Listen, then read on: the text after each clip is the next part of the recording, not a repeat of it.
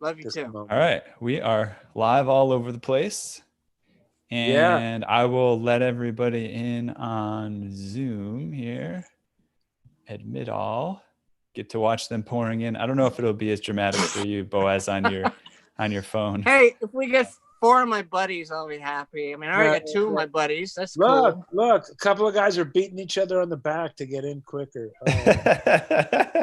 Cool now. Uh-oh. I gotta go get my holy water that I have made by virgins, because that's one of the tools I want to talk about today. Oh, going into a different place now today. Sprinkle, sprinkle, sprinkle, sprinkle. Yeah, geez, boy. All right, cool. Yeah, we got about 45 people in the room right now. Last week was about that, and I think we nearly doubled it by the end. So we should expect to have some people hop on, and I will give a quick introduction here. So let me actually open up this. So just welcome everyone to Piano Tech Radio Hour. Just want to remind you that this project is made possible by Piano Technicians Masterclasses.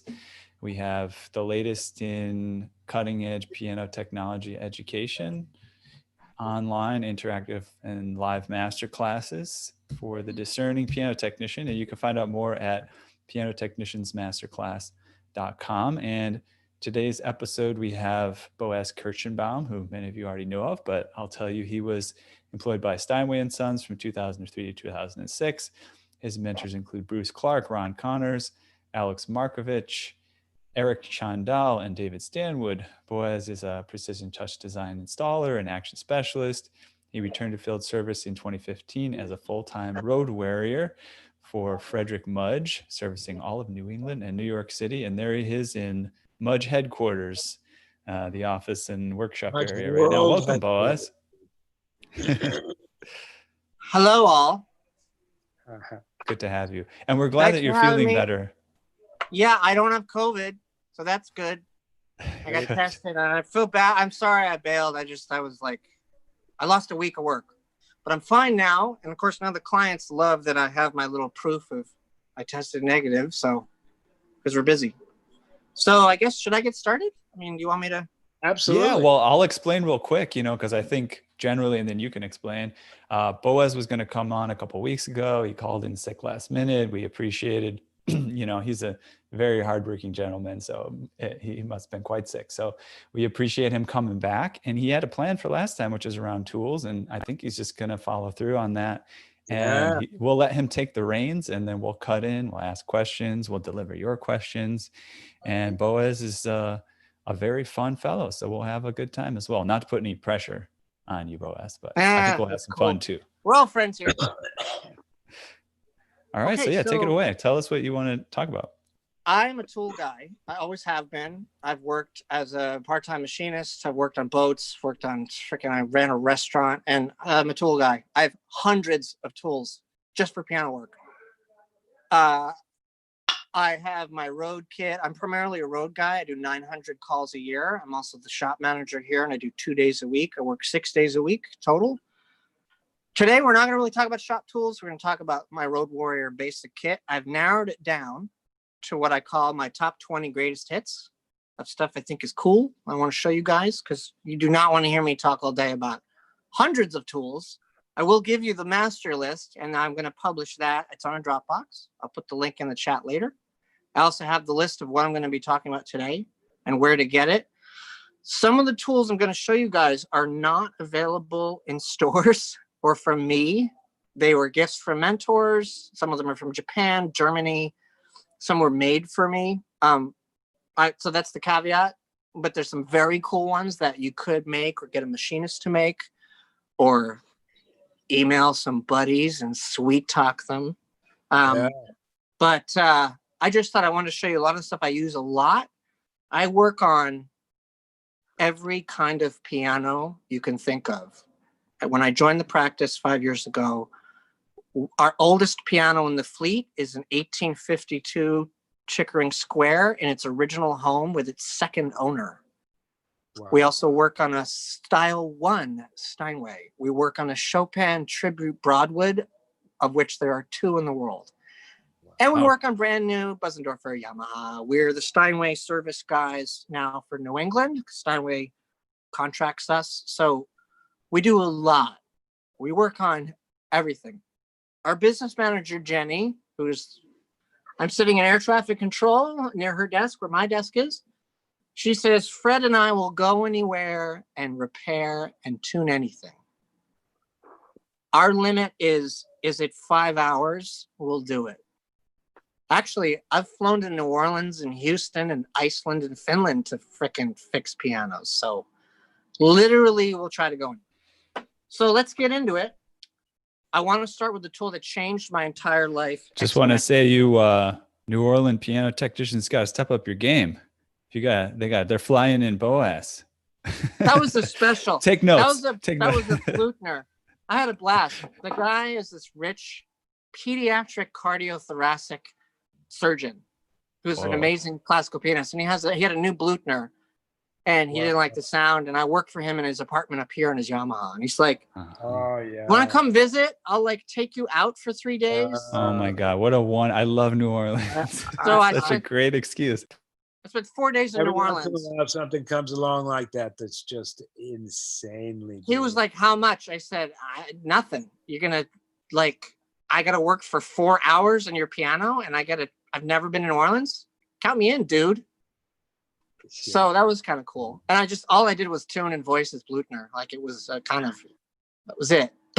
So anyways, I go anywhere. He just wanted the doctor, right? He just wanted the doctor.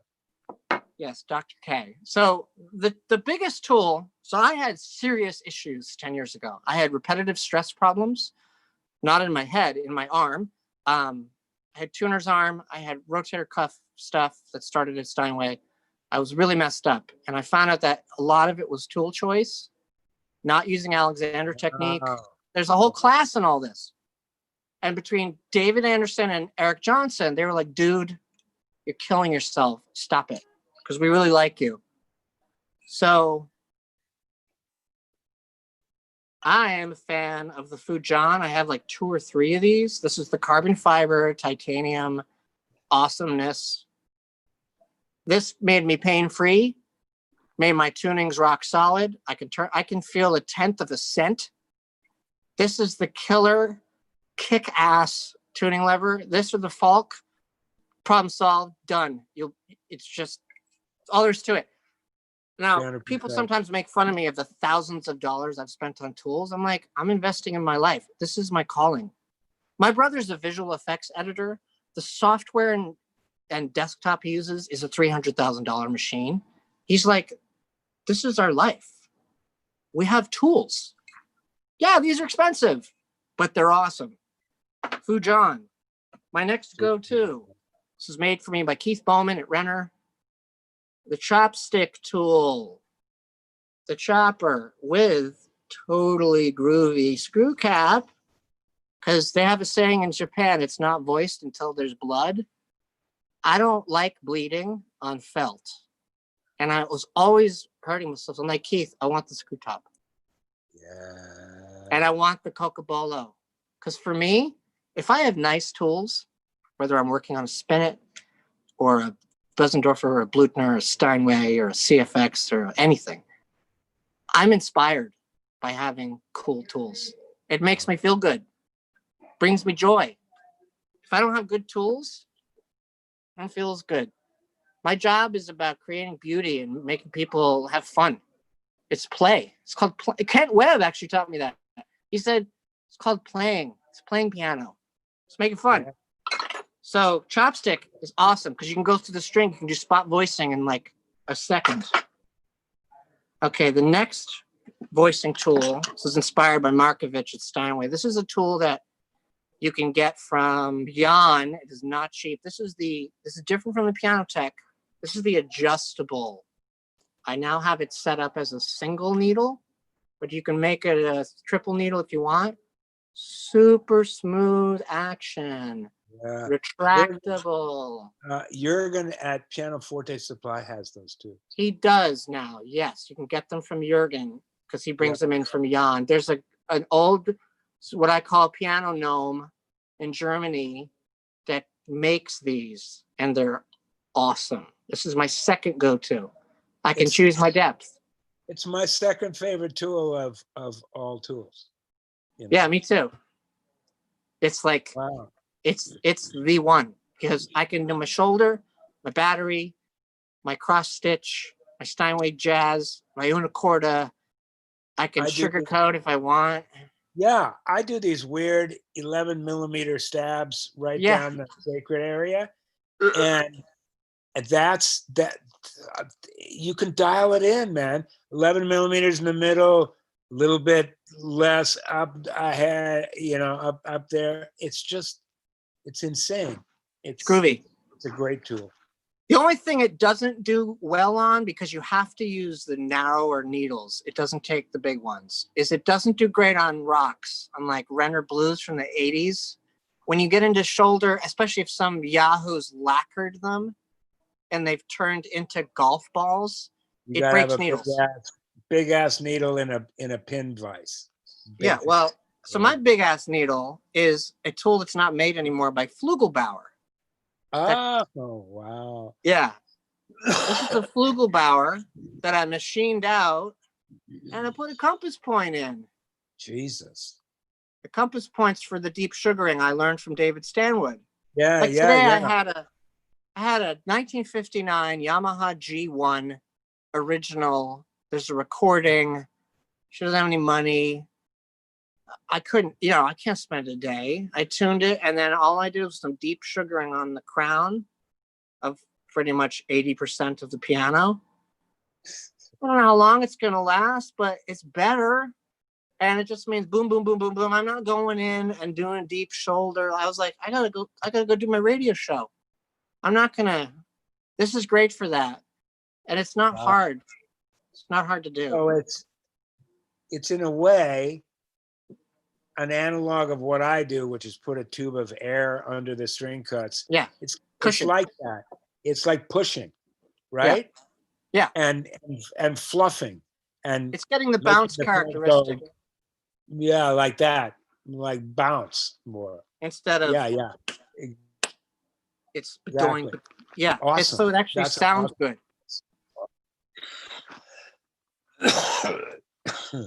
I had a customer ask me, well, how can you make my piano sound better? I'm going to stick needles into the felt till it sounds good. Basically. That's it. That sounds simplified. And some other little things too, but yeah, it's in English, doctor. This is made for me by Ken Hubner in Connecticut. This is a string lifting tool with a custom made, some kind of groovy South American handle that he thought would be cool. And string lift. This is hammer. This is fitting hammer to string.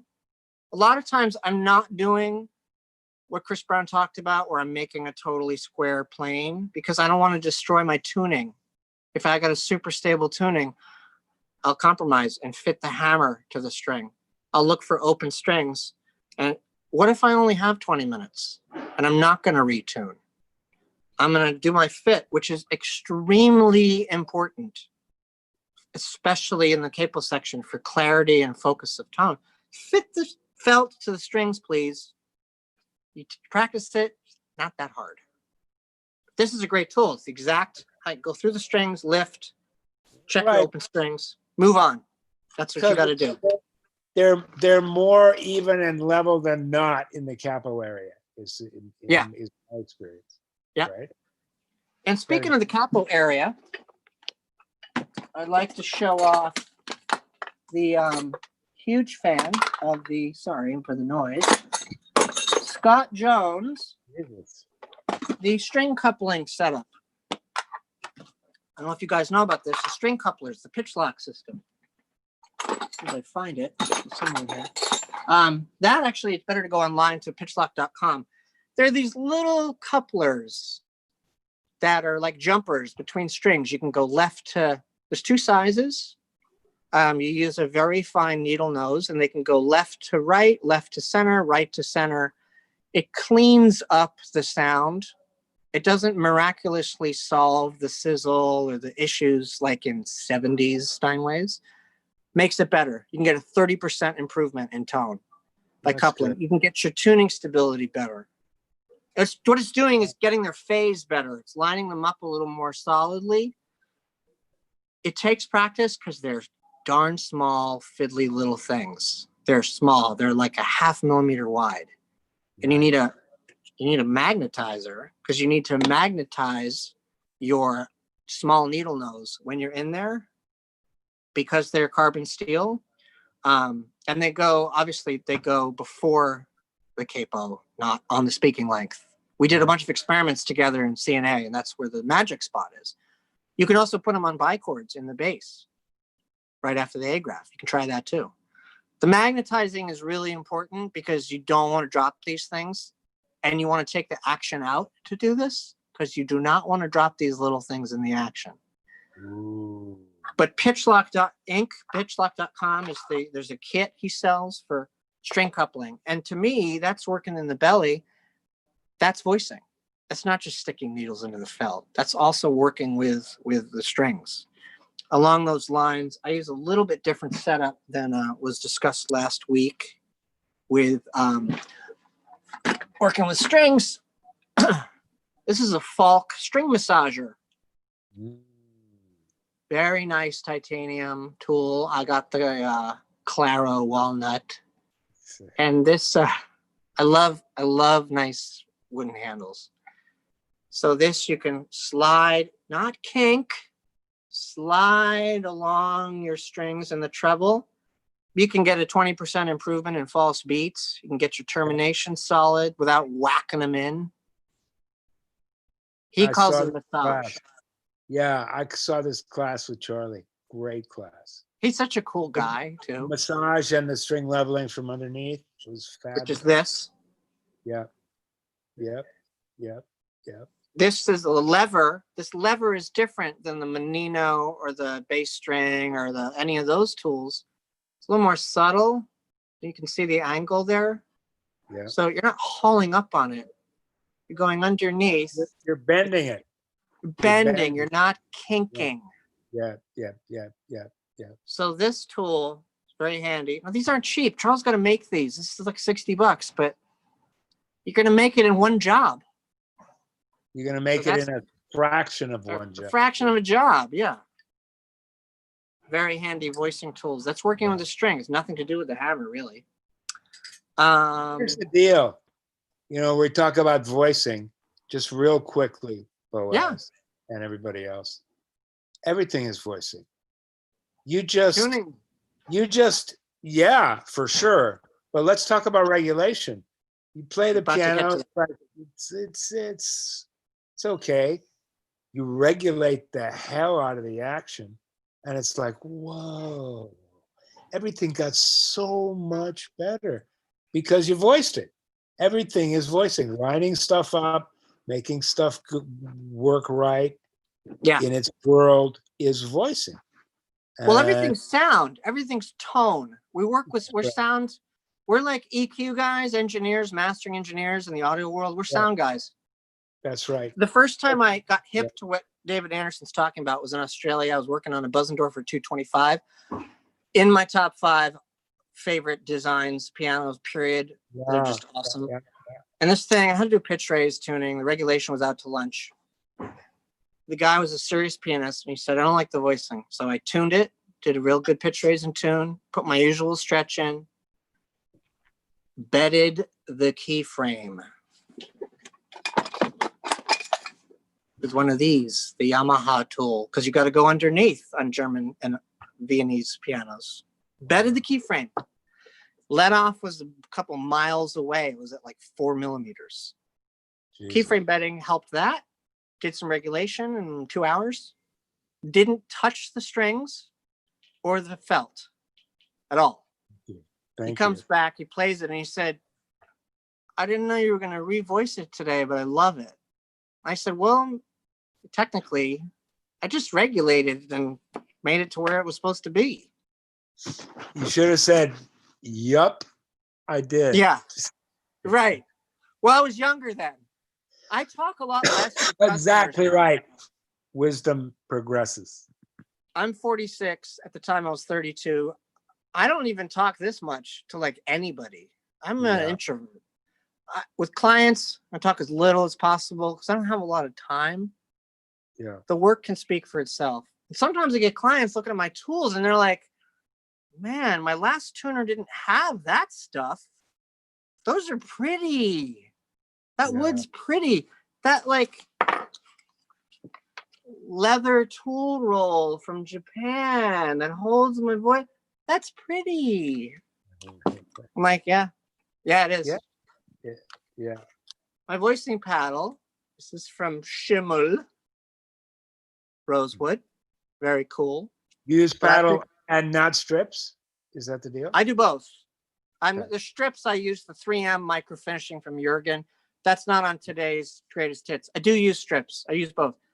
Okay. So the paddle, you can make this, but I just thought it was cool. But I even made it crazier. It's that I epoxied on Velcro and I use Festool from Germany, pre-cut strips that I already have refills for in the shop. When this 80 grit or 120 grit wears out, I just peel off the Velcro. I don't have to re-glue, and I just put it on, and it's ready for the road. Wow. Took me Awesome. 5 minutes to figure that out. I'm like, why am I re-gluing sandpaper? Why am I using bad sandpaper? Festool makes awesome strips for like high-end cabinet guys. We're kind of high-end cabinet guys. So that's my groovy hammer. This is also if you go too far with the voicing and the pianist, like David was talking about a couple weeks ago. If you take off that attack they love, if you kill it down to Marshmallow World, even on one note in the melody, they're like, They'll hate you. dude, They'll hate you. What did I you don't do? like. You killed this note, they'll say. So Right?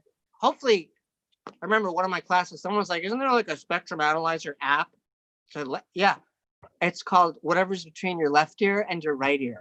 Yeah. So if you go too far in your voicing, file it up. Don't grab the juice. There's no juice. That's the final thing. Don't just pour hardener on. No. File Bang first. it up. Bang it up. Bang it up. File the Bang shape it up. point File here. it up. Come on. Get a little more point instead of round. Use your tools. Takes 2 minutes. Okay, so getting onto regulation cool tools. I have a prototype. There's only 2 of these that Jurgen made for me. This is for Yamaha style dowel let off. Oh. With a nice bent tip, which is perfectly sized for all dowel let off styles. Even the little teeny ones? Because it's tapered. And we also figured out the ideal thumb concavity. So when you're in there, boom, boom, boom, boom, boom, boom, doing your let off, you're not in there with your freaking capstan turner going, oh, whoops. Then I snapped the dowel on the 40-year-old D-Series Yamaha. Did I bring my CA glue? No. The length fits snugly right in. Because you guys have all worked on dowel let off. It's tricky. This will get. So then we thought, well, we can't really make these easily, but you actually could make this if you wanted to. Actually, Jack Howling made those for your. Yeah, they've been made. Yeah, Jack's a great guy. Jurgen and I sort of brought him this drawing, and Jack was like, "Yeah, I'll make it." Because I know I say Jurgen made it, but we made it in our brains, and then Jack is the actual dude who has skills. I have one of those. Those are awesome. Oh, you have one. Okay, so I'm wrong. There's not only 2. There's 3. Next on the wooden. You gave me one at a convention. At a conference. Yeah, I didn't pay for this. This is a gift. Next on Wood World, this is from Jan. This is a wooden handled spring tool. Ooh. With a little hook on the end. Can you guys see the hook? Yeah. Showing against my cheek. Little hooky. Yeah. Slightly blurry, but it's good. Instead of the all metal heart tool with the rubber handle, yeah, this is not cheap. I think these are like $80. This is actually a gift from a technician. Why do you prefer that from the heart tool? Well, first it was a gift from my good friend Kirsi in Finland. So I have a sentimental attachment. Kirsi Actually, I have two of these. I have a whole tuning backup kit with my basic concert regulation tools and another tuning setup. I have a whole, that's a little bag. So I actually have two of these. Okay, so first reason, sentimental. Second, I love wood. Brings me joy. I like having wood. You know, this Kirsi is said hi. She's in the chat. Hey, yeah, Kirsty's here. She's staying up late because it's 7 hours ahead. Yeah. So it makes me happy. That's why I like it. The heart tool doesn't make me happy. I gotcha. It works well too. Hey, look, this is what we were talking about before. Yeah. What's your state of being when you're doing this anyway? You can't be this excellent unless you're having a pretty good time. You need to have a good time. That's just kind of the wisdom of craftsmanship. You can't really be rocking and rolling unless you're having a good time. If you're looking at your watch and kind of thinking about the mortgage and everything else, this is not maybe perhaps the little domain for you. Yes, yeah. And you've lost it. I don't know, but you got to get that inspiration. Yeah, that's exactly right. I'm sorry. Also, go ahead. I used to be a lot more stressed out. I used to fight pianos. Used to be moody, and frustrated. That guy, I don't like him. He's not fun to be around. Part of it was I was self-employed and I'm not suited to that. I'm way better in this practice as a lieutenant, so I'm happier. Better with a paycheck, right? Yeah, I mean, I'm on commission, but yeah, it's that, but also... You know what I'm saying. You know what I'm saying. Something I'm not like... tuning thinking about, the bucks. And also, I don't like fighting pianos. I really don't like them to fight me. They're my friend. I want them to be healthy. Yeah. So whatever I can do to not feel like I'm fighting or stressed, or because dudes, I work on 110-year-old Iverson Pond with brass or Billings flange. I work on weirdo stuff that people don't want to touch. I work on Viennese actions. I work on old ass Steinways from the 70s, horrid vintage. Then I work on new stuff. All of them need to be my friend. So gifts from buddies helps me feel like they're my friends. Wow. You've honestly got a much bigger context and frame of reference than I do. I'm trying, man. I'm much more judgmental than you and much more like effete, I guess you could say. I used to be a snob. I used to be like, well, also when I worked at Steinway, Steinway's culture is of arrogance. When you work there, they're like, listen, we want you to get you in a line because we've got this vat of Kool-Aid and we got these tubes of the Kool-Aid for you to drink. Ooh. And once you drink it, you're then brainwashed into this, like, there's us and there's everybody else. And I've found like Yamaha's culture is not like that. Buzzendorfer, which is owned by Yamaha, not like that. Most manufacturers are not like that. They know there's room. How did you get your brain dirty again? I never drank it, dude. You just made it look like you drank the Kool-Aid. I made it look like it. I'm a good chameleon. I'm a good actor. I studied theater for a while. I knew I wasn't a company man. I'm like, at that time, I wanted to voice hundreds of Steinways. I wanted to work with Ron Connors. I wanted to learn. I was like, I want to go to grad school and not pay for it. There you go. And I had this dream in my head, which everyone said was impossible. I said, I want to go to Germany. I want to go to the CF Theodore Steinway Academy. And I want to train there. And the only person who'd been at that time was Markovich. And he said, they'll never go. It's never going to happen. I said, never say never, dude. Why did he say that? Because at the time, Steinway's culture was, if you're American, you don't get to go there. You just go through the New York training. You don't get to go to Hamburg. And just how the rules were. That was 70 what? Sorry? What was the dates? 70? I late went in 70s? January 2006 because I lived in Australia and I worked for Steinway overseas. My terms of me working in Australia was, okay, I will drop everything, come work for you psychos. But the deal is you will buy me a around the world plane ticket. And once I pay my dues with you, you will send me to Germany or I'm not coming. And they were like, of course we'll do it. We're so desperate for a technician. Good. Well, I manipulated them because I wanted to go. That was a dream. So your background has been epic. One of the most epic I know of. So you should be grateful. I'm a roller coaster. I'm an Aquarian, my way or the highway. Yeah. I'm a Scorpio rising. How's that working for you? Well, now that I'm on medication, it's working better. And I quit drinking. Works a lot better. There you go. Scorpio rising, Gemini moon. My life is a roller coaster. I'm trying to get it more even. It's So like pianos. the next tool is my brother. My brother. The next tool. Actually, I do have a question here. Should we go ahead. pop it in, David? Do you mind? Absolutely. I have some. Break right on in anytime, Ethan, with that. I have please. something from Bill Magnuson. He said, please talk as frankly as you're willing. Sounds like you're feeling pretty willing today about the characteristics of Steinways from different decades. Yeah. Not too controversial. That's good. That's a show in itself. When I see clients, I talk about, as I'm a food guy, I work in a restaurant. I talk about wine.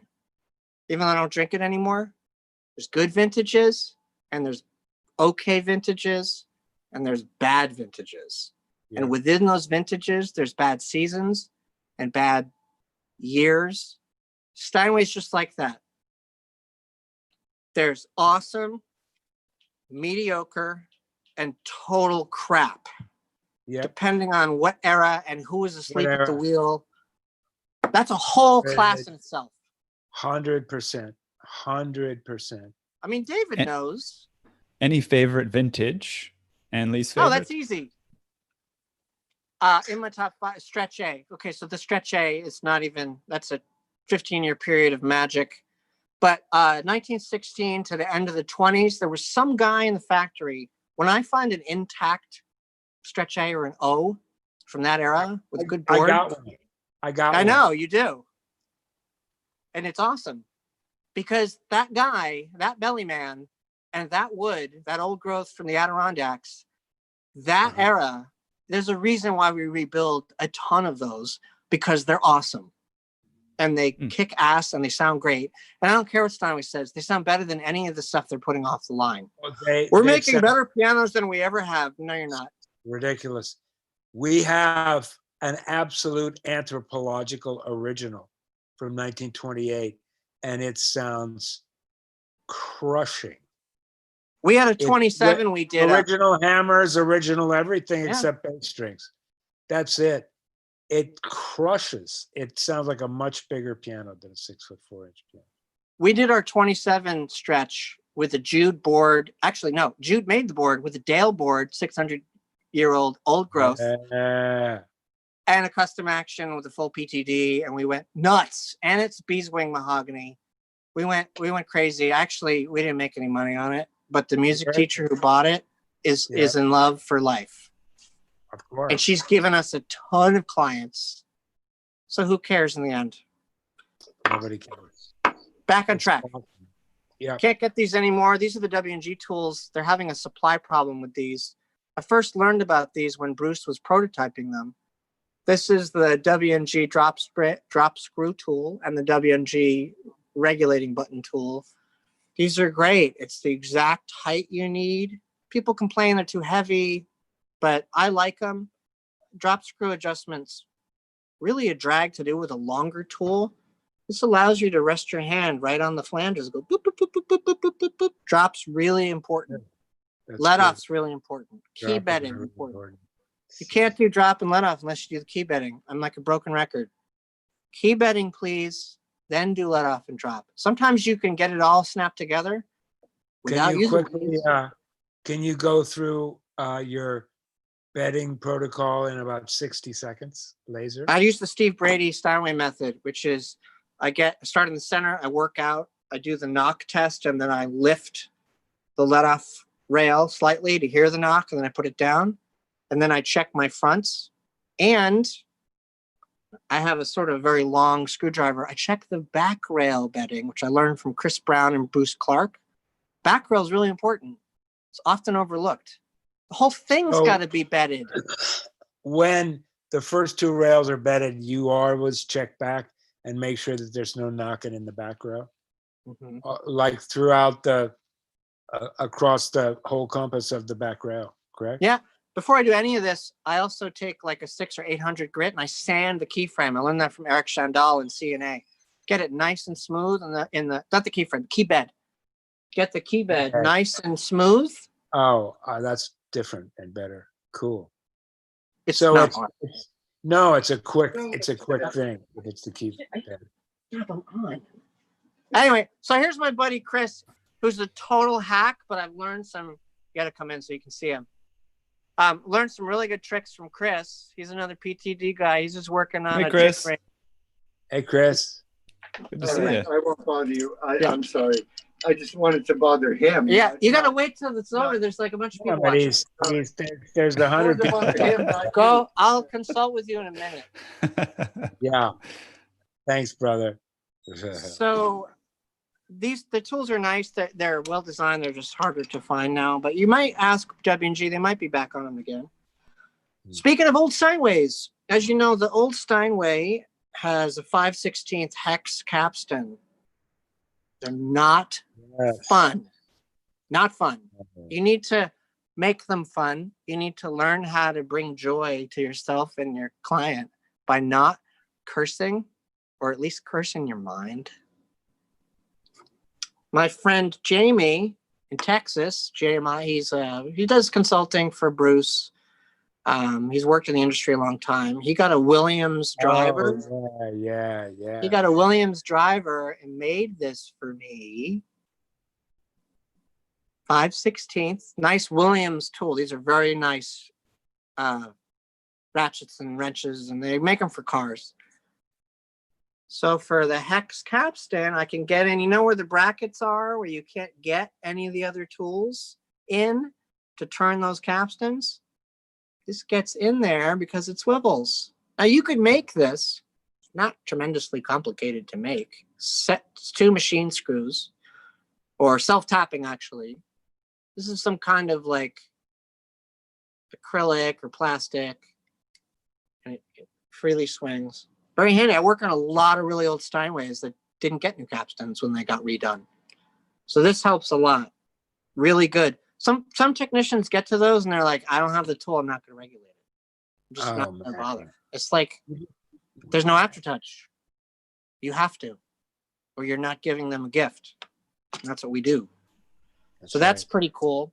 That's on the list. Let's get into my damper tools. Damper tools are fun. Dampers are your friends. We're doing on time, Ethan.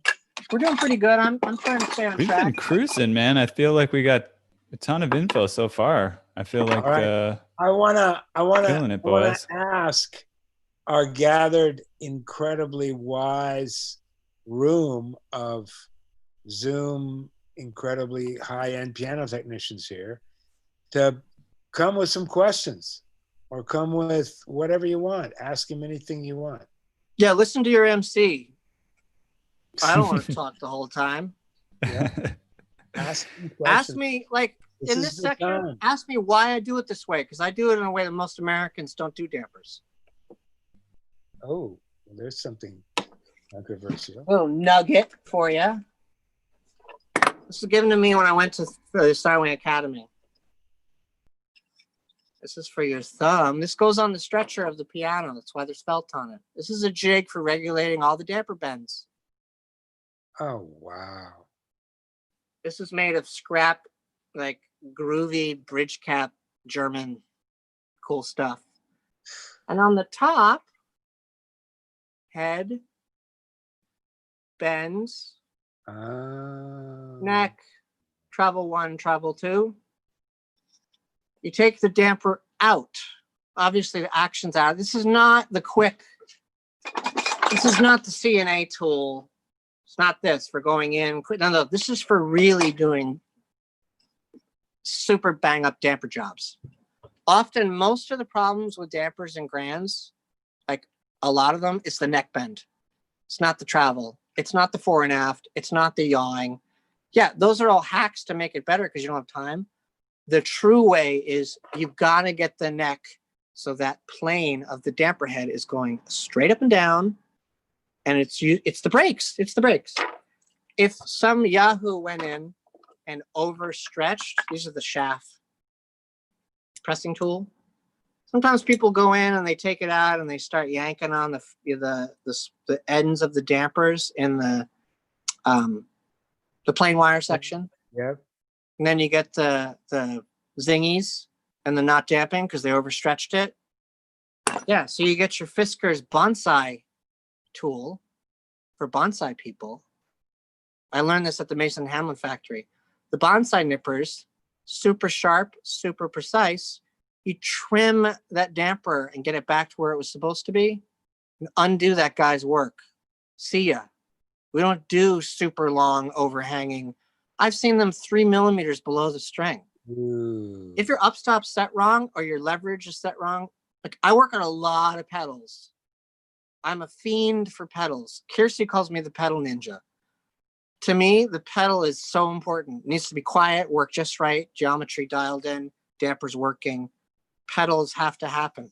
But it's top down. If the damper felts aren't there for you, and I'm not talking about train wreck Yamahas like today. I'm talking about really good pianos.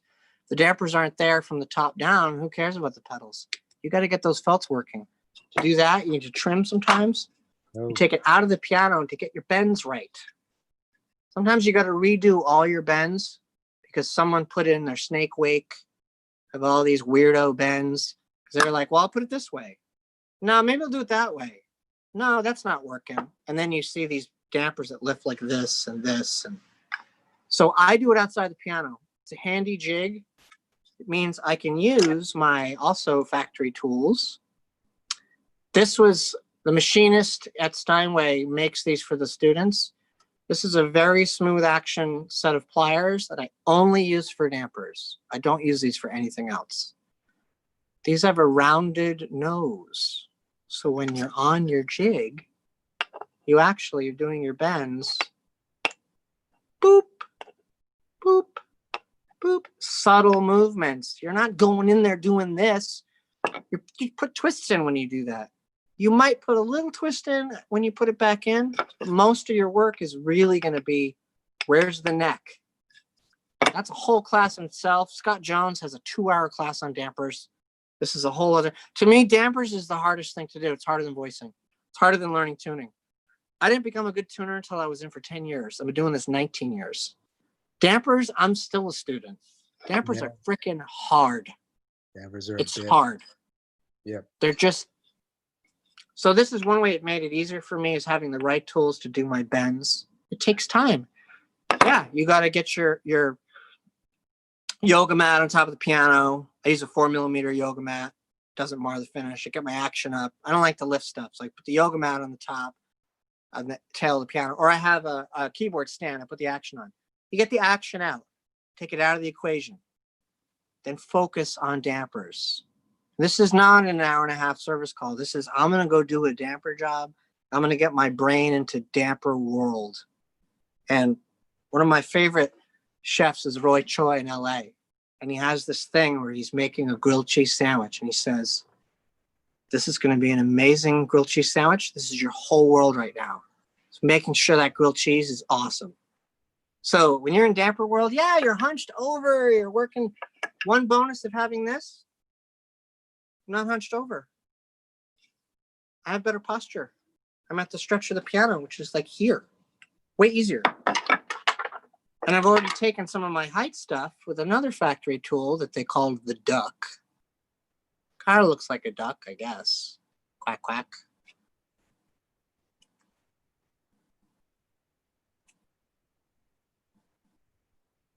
Oh, wow. So I can get my lift from the key. And it's got a handy hex setter. And then I lock it in, and there's my transfer gauge. So what's that? That's from the key bed to the bottom of the key, kind of? Oh, wow. To the underneath of the underlever. And lost motion is already there. Wow. Yeah, there's this older guy at Hamburg that makes these. He like bangs them out, even with the little finger cutouts. So that gets that height. Then I have tried to find this. This is a very hard to find. It's again a gift from the damper department in Hamburg. This is only for dampers. I have to measure the length for people. This is a slotted driver, which I filed down. This is the exact driver for the set screw for the damper wire. And it's the perfect length to go in and tighten my underlever post damper wire screws. Comfortable, light, balanced, go in. Like, yeah, you can use a little stubby screwdriver, but then you're more hunching, more gnome, more hunchback of Notre Dame. No, this just gives me 4 more inches. So I can go in, I can sight it, and I try to put a light in there because it's so dark. Get some light on the subject, work on your dampers. Make people happy.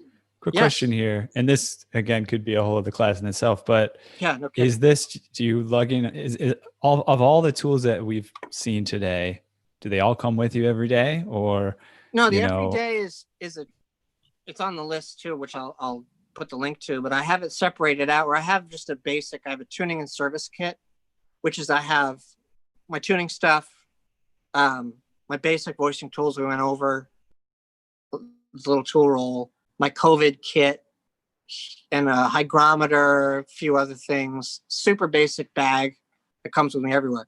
Then I have a whole gate case for the regulating and stuff that's in the trunk of the car. Then I have a dedicated kit I want to make sure we get to for damp chasers. Then I have another kit for repair. I have a stringing kit.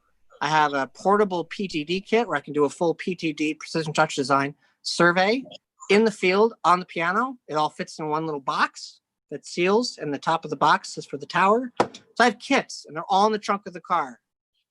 But I don't bring all these things into the home. I just bring the tuning kit. And then if I don't have time, I say, you know what, we need to schedule a half day or a day, and I'll come back. So yeah, to answer your question, yeah, I don't bring these everywhere. Right, but you do keep a bunch of things in the trunk, and wait as you need them, and then you have a basic kit you can bring in the house. I try to have everything with me because I'm a field guy. But if it's a job I don't really feel like doing in the field, like I got to rebuild a lyre, or I got to do major work on action, bring it to the shop. I drive a Volkswagen Golf diesel because I do 27,000 miles a year, 30,000 miles a year. I can fit a Bösendorfer action in it but when I don't have an action in it, it's got one of those trunk lids, so you can't even see what's in my car. You would have no idea I'm a piano technician. Good. It's all sealed up in the trunk. That's because I don't like theft. So I carry a lot. Now, real quick, Ethan.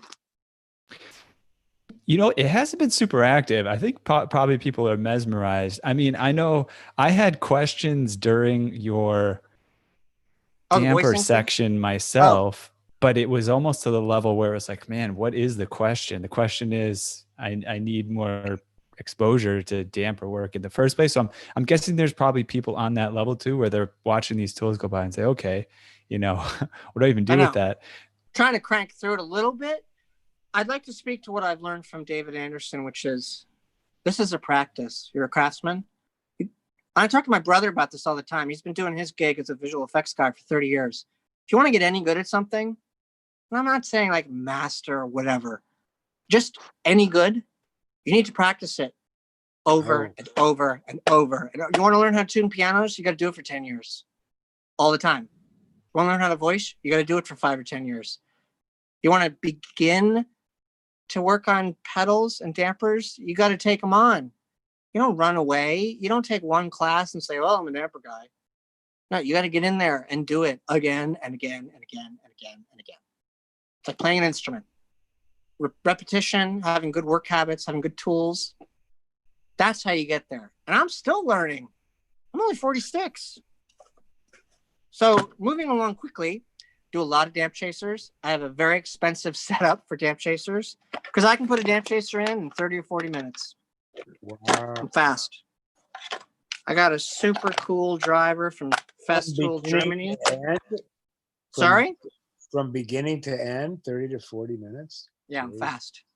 I got a whole setup because I got a really sweet Festool driver set up from Germany with lithium-ion batteries, 2 of them that are always charged. I can put any kind of head on this, including it. This all comes in the kit, which is not cheap, but it's a great kit. Right angle attachment to get the humidistat in between the beams, like on a Steinway B where there's no room. Boom, I can put either the Jacobs chuck on it or the Centrotech Festool chuck on it. Boom, I'm in tight. Totally cool tool. I freaking love Festool. They're Germans who make, Germans and Japanese, let's face it, all their stuff rocks. They make really good tools. Festool, Festool. Yep. And we won't forget. You know what? I'm going to put it up now. I'm going to put the link up for all these tools before we forget. Let's get the link. Copy link. Yeah, thank you. Just don't want to forget, you know. And we're just going to put it up in the chat. Bear with me. Chat. And your tool list and stuff too, right? That's what I'm doing right now. Cool. Grazed hits. Boom. Here we go. Just hits. Wow. Thank you so much. Got everything that we're Clock talking on about the today. wall, man. We flew through this. No, we're not done yet. I want to finish the damp chaser thing. This is the It's got an 2 agenda. So I can use this for repairs because it's 2 speed. Yeah, go. You got 10 minutes, pal. Yeah. So the Festool stuff, I can use this for repairs too because it's 2 speed. I got a whole set of different counter bore and countersinks in the same bag. I've got this cool camping bag. I put it in. I also got, I use my own zip ties, including the zip ties that have the little hole you can put screws in because I'm a fiend for dressing my damp chaser wires. I want it to look like JPL NASA level wiring underneath that piano. I don't want to see stuff hanging down. I was a master electrician in the theater department a long time ago. It's called dressing wires. You want it to look good. Brings me joy. A client doesn't see it. Makes me feel good about my install when I have the wires looking nice. So then I got a tool roll with all these other hand tools for damp chaser work. Got a swiveling ratchet from Germany. Wow. Multiple heads. Swivel. You can put different bits on it. Totally has multiple axes for swiveling for the damp chaser. Again, it's hex quarter, so you can use it to drive in your damp chaser stuff, which is all hex Phillips now, but there's some old ones that are flathead, which is a dumb idea, but they quickly realized their folly and went to Phillips. If you don't have hex, you should have hex. It's useful.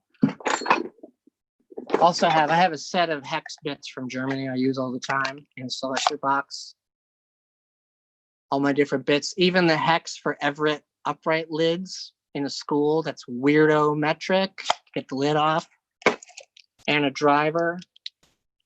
This is a driving screwdriver that's ratcheting.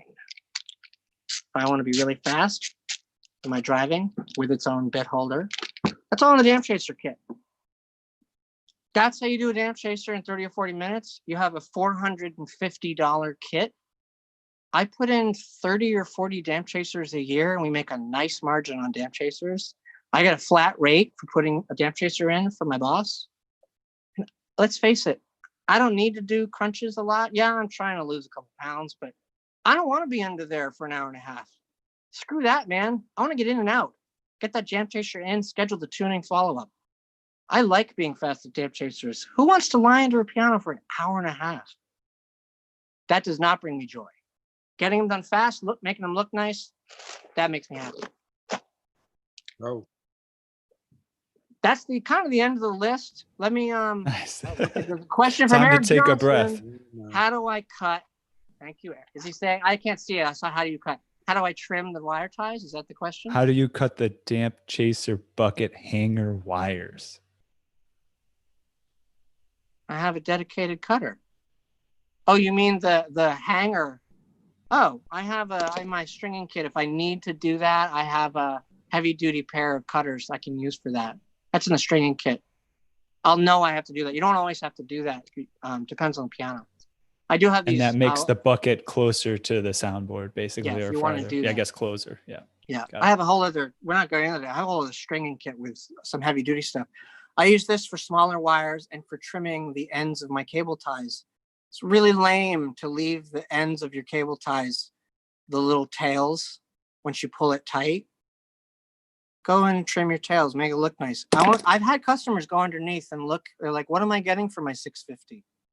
They go underneath and they're like, "Ooh, it looks so tidy and nice. Thank you." I say, "You're welcome." Which brings us to, and you say, "Thank you."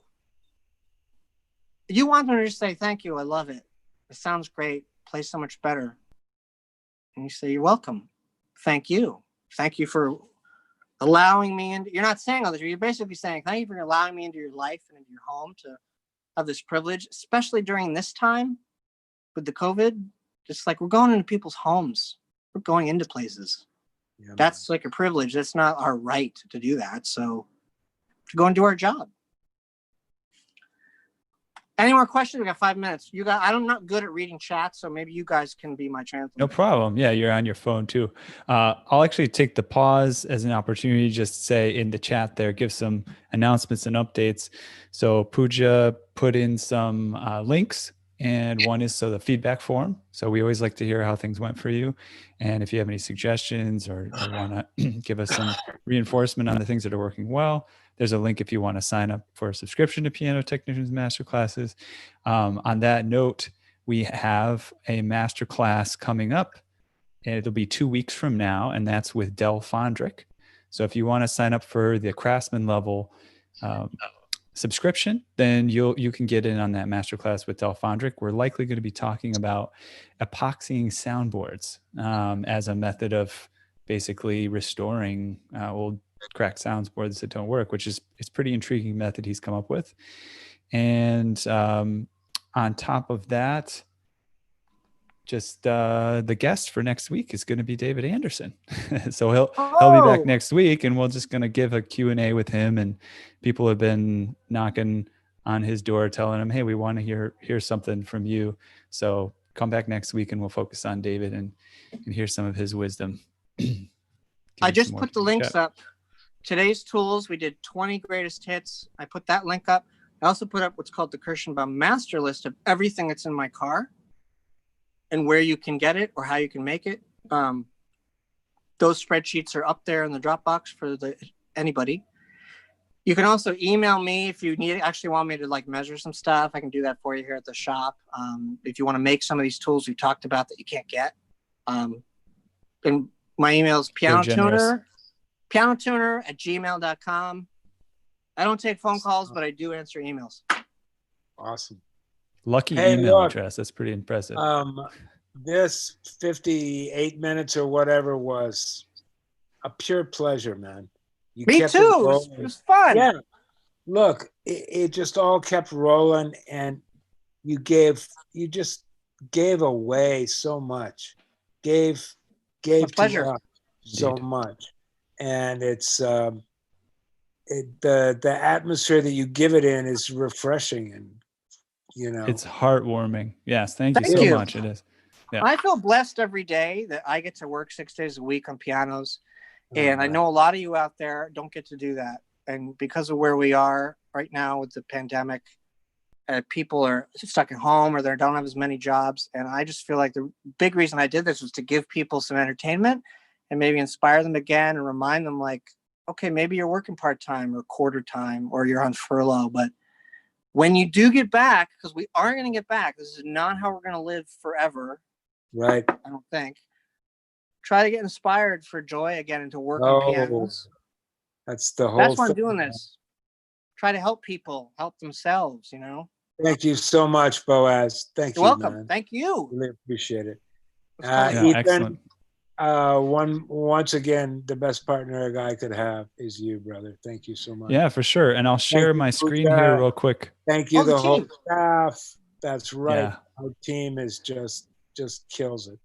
All these wonderful people helping us, and especially Pooja's on the job today. Would ya? over there, just a young college student over there in India, learning what it's like to be a piano technician. And I'm just really impressed with her, her passion for helping us out and doing a great job. So give her a special shout out today. Yeah, So, thank you. Yeah, thank you guys so much. And yeah, we're just about at time here. So any final words from everyone? It sounds like we kind of got our wrap up. I wanted to add one more thing. We talked go about for it. practice, inspiration, making people's lives better and all that, but and keeping up with all this. But in any way people get an opportunity to have a mentor, to take these master classes, to read, to talk to pianists and listen to pianists, to get that feedback, all this stuff is all part of your development and continuing education. And Ethan and his team help with that. It's really important to not get in your rut of, this is kind of all I do.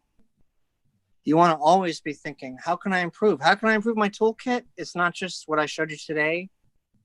This sounds like so California, but a lot of your toolkit, like I said, is between your right ear and your left ear. That's the vast majority of your toolkit. Yep. Perfect. Thank you. All right. And I'll remind everybody too, I'll take an extra minute here that I usually don't take. And that is just to remind everyone, and I don't even think Boaz, he's so generous, I don't think he even realizes it. He helped launch Piano Technicians Masterclasses. He was our very first instructor. Yep. He put together an incredible class on voicing when we were just, think about if technology for all this is difficult nowadays, think about what it was 3 years ago, trying to do streaming master classes and all this stuff. So he was a real trooper, and he put together this class, and it was excellent, and it still is. And I put a link there in the chat if anybody wants to sign up for that alone. If you do sign up for the subscription, that's also linked to on that page, then you'll automatically have access to Del Fondrick's masterclass next week. So really great deal, and a bunch of other masterclasses that we have in the library. So thank you, especially Boaz, for launching this whole thing. We really appreciate it. My pleasure. And if you have to pay for Del or anybody, he's so worth it. I've taken all of his classes on belly work and design, and Del is awesome. Please, but any of the people who come in here is going to be awesome. Tune in. It's worth your time. I always listen when I'm at the shop. Oh. Awesome. All right. Thank you. Thank you so much, everybody. See you all next week. Thank you see you so later. much. Flip floppy. Bye-bye. Bye-bye.